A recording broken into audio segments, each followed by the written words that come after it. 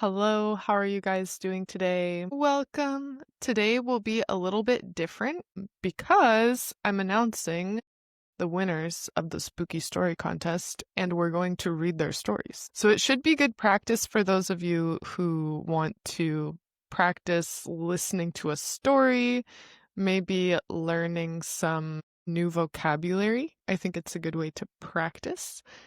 And this can be like your Saturday morning podcast. So we got some really interesting entries. This was a writing contest that I had in October, and people needed to write a short story talking about something strange that happened yesterday or last night. There weren't that many guidelines, but I think the most difficult part was writing in only 500 words. That was kind of like the biggest limitation that people had. I am going to do it this way. I'm going to read a story, and then if you guys have comments or maybe you have questions, what does this word mean? Or a reaction, or just something comes to your mind, feel free to comment it. I'm going to read 3 stories today. So the runner-up story, the second place story, and then the first place story in that order. We were looking at myself and the other judges, there were 3 of us, were looking at different things when we were reading the stories. For example, originality, but also storytelling and the effect that the story had on us, the proper use of language. And it wasn't necessary to have perfect grammar, but it did help the stories that had, understandable grammar. Okay, so without further ado, I'm going to get started and read the runner-up story. This is one, it did not get first or second place, but it was really good, and we wanted to kind of honor this story, so I'm going to read it out loud. So, this one is called The Mystery Story. The Mystery Story by Arko. Last night, I was walking home next to the River Thames when something strange happened to me. It was late at night, and I'd had a long and difficult day at work. There was a large, full moon in the sky, and everything was quiet. I was tired and lonely, and I'd just had a few pints of beer in my local pub. So I decided to stop by the riverside to look at the moon for a while. I sat on some steps very close to the water's edge and looked up at the big yellow moon and wondered if it really was made of cheese. I felt very tired, so I closed my eyes, and after a few minutes, I fell asleep. When I woke up, the moon had moved behind a cloud, and it was very dark and cold. The wind was blowing, and an owl hooted in a tree above me. I rubbed my eyes and started to get up when suddenly I heard a splash. I looked down at the water and saw something terrible and frightening, and unlike anything I'd ever seen before. Something was coming out of the water and moving towards me. Something green and strange and ugly. It was a long green arm, and it was stretching out from the water to grab my leg. I was so scared that I couldn't move. I'd never been so scared in my life. The cold green hand was moving closer and closer when suddenly there was a blue flash and a strange noise from behind me. Someone jumped onto the stairs next to me. He was wearing strange clothes, and he had a crazy look in his eyes. He shouted, "Get back!" and pointed something at the monster in the water. There was a bright flash, and the monster hissed and disappeared. I looked up at the man. He looked strange but kind. "Don't fall asleep by the river when there's a full moon," he said. "The moon goblins will get you." I'd never heard of moon goblins before. I didn't know what to do. Who are you?" I asked him. "You can call me the doctor," he said. I was trying to think of something else to say when he turned around and said, "Watch the stars at night and be careful of the full moon." I was trying to understand what he meant when there was another blue flash and I closed my eyes. When I opened them again, he had gone. I couldn't believe what had happened. What on earth were moon goblins? And who was the mysterious doctor? And why had he saved me? I was determined to find the answers to these strange questions. I stood up, looked at the moon, and quickly walked home. Nice job, Arko. Beautiful story. I love the moon goblins. Do you guys have any comments about this story? This is your story. Awesome. This was a really, really good story. It was very easy for me to read. I felt like the pacing was really good. I love the reference to Doctor Who. I think it responded really well to the prompt. It's like talking about a mysterious night, a strange thing that happened. And I think, in terms of grammar, you used really well the different past tenses. So I think that this was a really good story. Again, the name of the story is The Mystery Story. Reading the name of the story, you can it leaves you with some questions. It's like, oh, the mystery story. Yeah, hissing is a new word. So if you don't know to hiss, this is an onomatopoeia. So hiss. It's that sound. Hissing, it's common with animals like snakes. They hiss. And also a machine can hiss. Like if you hear a machine that has really compressed steam and it is released from an engine, like hiss, that is a hiss. I love the concept of moon goblins. I think it's awesome. And I feel like this could be the start of more stories about moon goblins. Okay, the next one, I have to give a warning to everyone. If you guys are scared easily, or if you're someone that has nightmares, or if you are a child, I'm going to pin a warning because this one that I'm about to read, part of the reason that we chose this one for the second place is because it really gives you the sensation of fear and I guess building tension. And so be a little mentally prepared for that. I think that was part of what was interesting about this second story here. So this story won second place. And the author is Joao, aka JFV. I'm going to read the story, and you guys can react your reactions in the comments. Yeah, hissing is a word to refer to the sound. Like the sound is a hiss. And so like a snake hisses, but also I think a cat can hiss technically, and also a machine can hiss. Okay, this is a story. The story is called My First Night by Myself at Home by Joao. Last night, the girl was in her house, alone for the very first time in her life.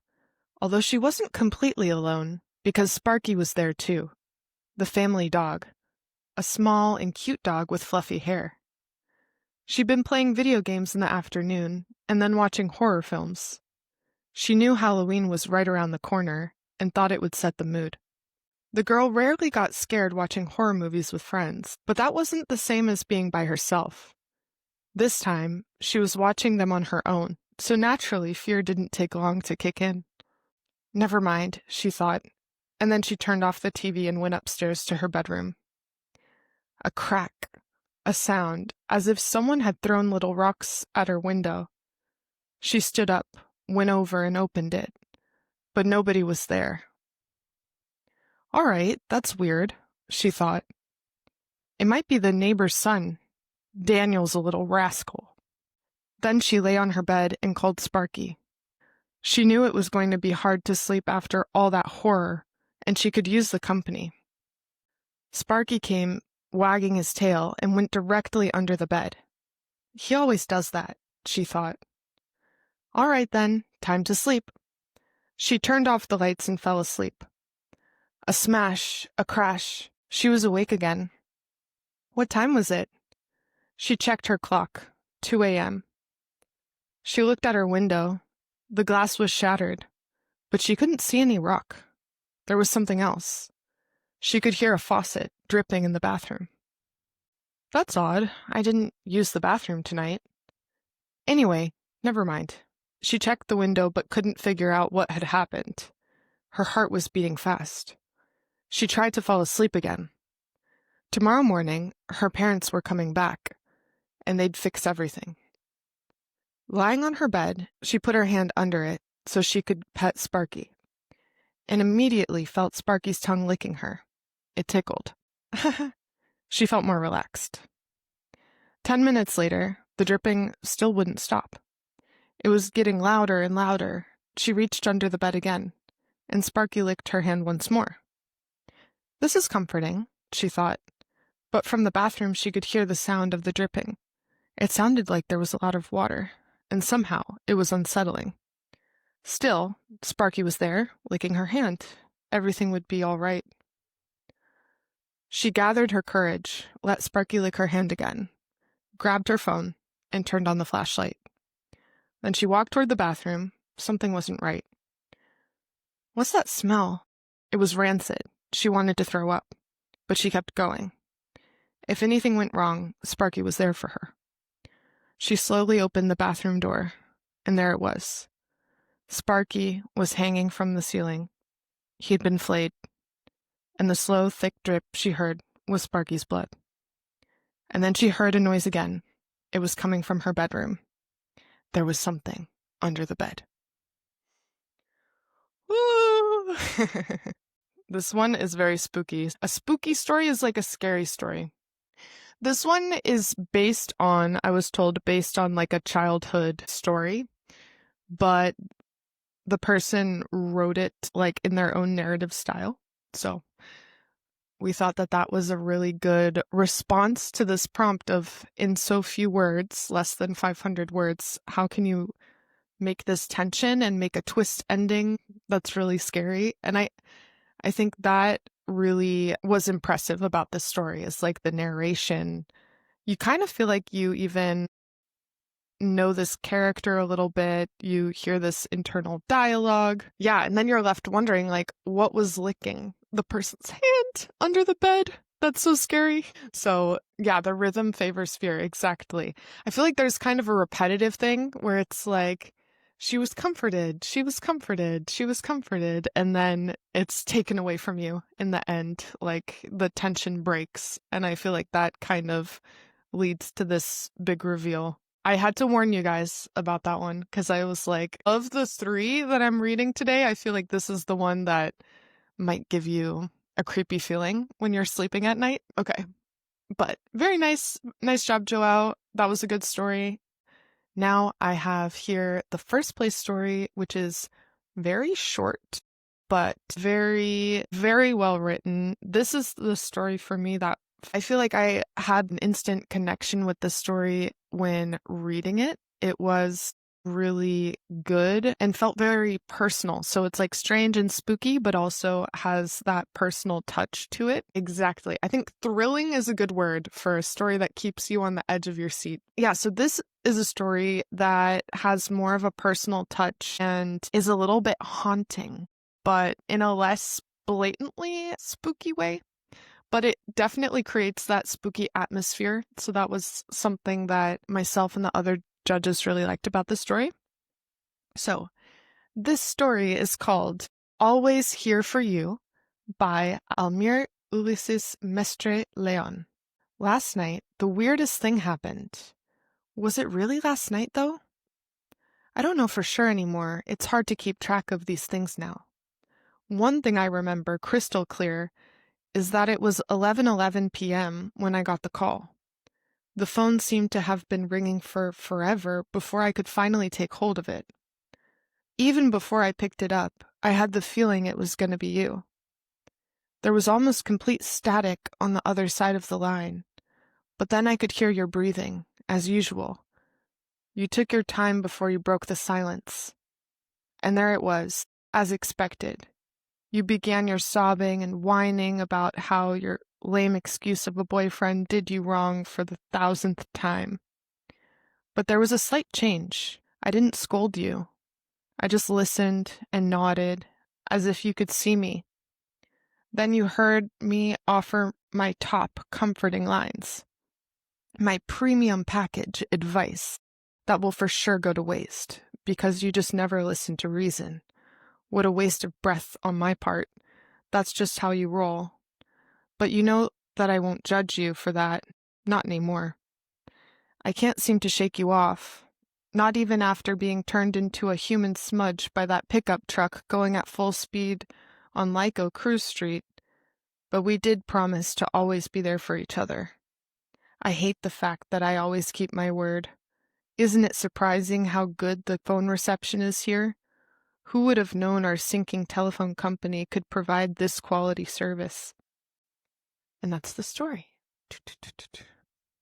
Snaps to definitely write your reactions to the story. I'm curious what you guys have to say. Yeah, shake you off. This is interesting. It's like, imagine a dog is covered in dirt and the dog shakes the dirt and the dirt comes off. Imagine if there's a person that you are in love with and things don't work out between the two of you and you want to just get rid of the idea of them. That is to shake someone off. It's like, I don't want to keep thinking about you. I don't want to keep living my life for you. I want to kind of get rid of you.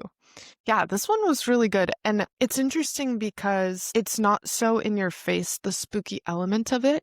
But for instance, the part where they're on the phone and he says, I can't seem to shake you off, not even after being turned into a human smudge by that pickup truck.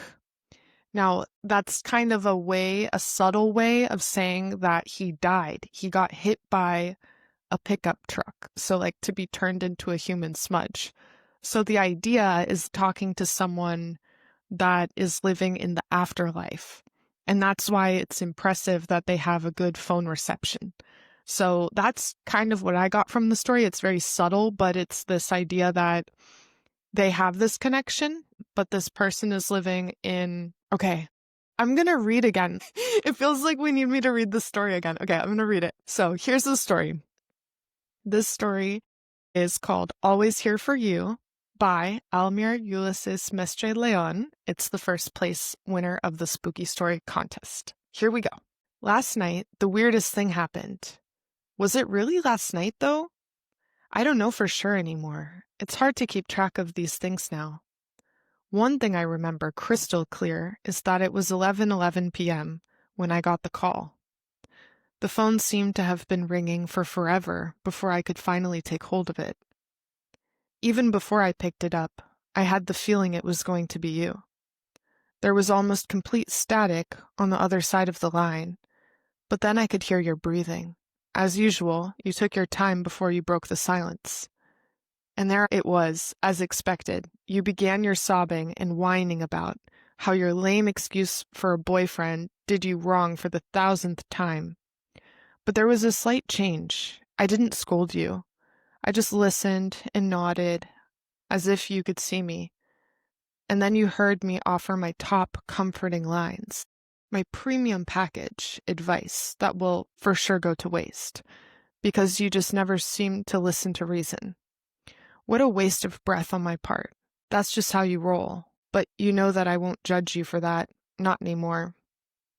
I can't seem to shake you off, not even after being turned into a human smudge by that pickup truck going at full speed on Lyco Cruise Street. But we did promise to always be there for each other. I hate the fact that I always keep my word. Isn't it surprising how good the phone reception is here? Who would have known our sinking telephone company could provide this quality service? Okay. Hopefully, if you guys missed something the first time I read it, that will help. Yeah, I love this story too. I feel like maybe it's also a personal thing, just resonating with the idea that this character has of like, I'm not able to shake you off. Yeah, I thought that it was a really good story and very subtle, the idea of the death that happened, but it wasn't like in your face as much. So thank you guys. I'm happy that you liked my narration. It's also melancholic with an ironic touch at the end, exactly. So the end where it's like, I hate the fact that I always keep my word. Isn't it surprising how good the phone reception is? Who would have known our sinking telephone company could provide this quality service? Yeah, and I I like the use of rhetorical questions here. I think it works really well. It doesn't always work. I think sometimes in stories, people use a lot of rhetorical questions and it doesn't always fit. But I feel like with this story, the person's tone, everything works really well together. We talked about the phrasal verb, like to shake someone off. This was one that we talked about.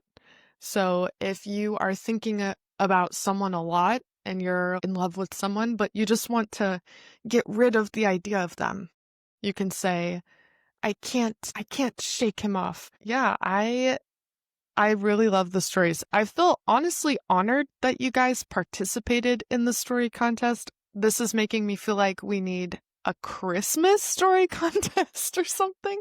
So if anyone has ideas for that, that would be a good, maybe next topic.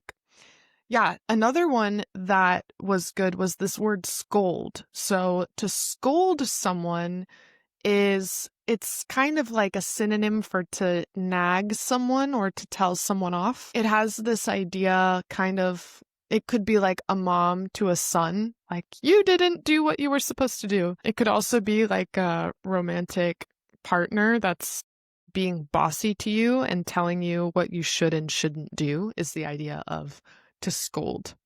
It has a level or it has this layer of maybe being a little patronizing or thinking that you know better than the other person and telling them what they should and shouldn't do, I would say. Have any of you been scolded by someone before? Yeah, I really liked the use of language here. That's what I also think. It was very precise. It wasn't too, sometimes people use really flowery language, but it doesn't really say exactly what you want it to say. But I feel like the word choice was good. Ah, yeah, it's hard to keep track of these things now. That's a good line. Today I was scolded. I would say I was scolded at by my manager. Today I was scolded at by my manager. That's unfortunate. I think that's also common from a manager, a mom, etc. So the line was, it's hard to keep track of these things now. Yeah, this is a really good phrase. It's hard to keep track of these things. If you say, for example, that you can't keep track of something, it's like you lost count of it. You could say, yeah, he apologized to me so many times, but I can't keep track. I don't even know how many times the person has apologized to me because I lost count. I can't keep track. Scold. Yeah, so I'll give you the example with the word scold. I didn't scold you, I just listened to you, was the idea. Some of you probably have friends that make really bad decisions. I think a lot of us do. And you have to decide, am I going to scold this person and say, hey, friend, you should not do that. That's a bad idea. Or are you going to just listen and not criticize them? So sometimes you need to scold someone maybe, and sometimes you need to just not get involved. Another thing that is interesting, the part of the other character having being hit by okay, yeah. So the phrase related to being hit by a truck was, I can't seem to shake you off, not even after being turned into a human smudge by that pickup truck going full speed. And it continues, but I think that's the most relevant part. So I can't seem to shake you off, not even after being turned into a human smudge by that pickup truck going full speed. So a smudge, right? If I have some ink, these here, where you can see the ink was there, but it's not completely gone, it's kind of just rubbed out, that's a smudge. If my eye makeup, if I rub my eye makeup, I smudge my eye makeup. So that is a smudge, is like when you take ink and you rub it so that it becomes just like a blotch or a spot. That is a smudge. And so if someone is turned into a human smudge, in this case, to be very explicit, the truck hit the person and they became like that spot of blood on the street is the idea. So for that reason, it sounds when you say it like that, very directly, it sounds very graphic, but it almost sounds like the person's kind of trying to be cold or like get over this person. They're like, well, he was like turned into a pancake, or he was turned into a human smudge, a spot of blood on the street, is the idea. I love this phrase. That's just how you roll. Yeah, exactly. That's a really good phrase. The way someone rolls is like the way that they go about life. So I love that phrase from the story. That's just how you roll. I also like my premium package advice will for sure go to waste. And a waste of breath. This was a good phrase too. So if I say, I like how you roll, it's like, I like how you do things. I like how you live. I like how you roll. You can also say, that's just how I roll. Like, that's just how I live. That's my lifestyle. That's how I do things. Okay, and we have Almir. Hello. We just had the winner of the story contest join.